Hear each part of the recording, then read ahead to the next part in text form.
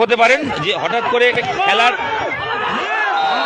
খেলার মাঠে কেন প্রধান অতিথি হিসেবে কি জিজ্ঞেস করি, আচ্ছা প্রধান অতিথি হিসেবে নাকি আমি যেটা বললাম যে নওশাদ সিদ্দিকী নস্টালজিয়া ফেলে আসা অতীতের খোঁজে? দেখুন, এখানে এসেছি অবশ্যই ফেলে আসা অতীতের খোঁজে।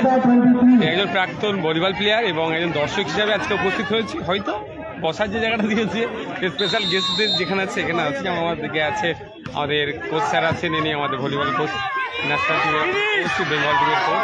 এখানে আমাদের আছে রানা ব্যানার্জি স্যার, আমাদের আছে দীপঙ্কর স্যার, ইনি আছেন PND কোস্টাল ডিপার্টমেন্ট। তার মানে নওশাদ সিদ্দিকী আজকে পুরোটাই মানে নিজের ছেলেবেলা বলবো না, হয়তো কয়েক বছর আগের যখন এইভাবেই খেলতো সেই স্মৃতিগুলো ফিরে আসছে। অবশ্যই এসেছি। আজকে একটা ভালো ফাইনাল ম্যাচ দেখছি। এটা ৭২তম নকআউট চ্যাম্পিয়নশিপ চলছে পুরুষদের।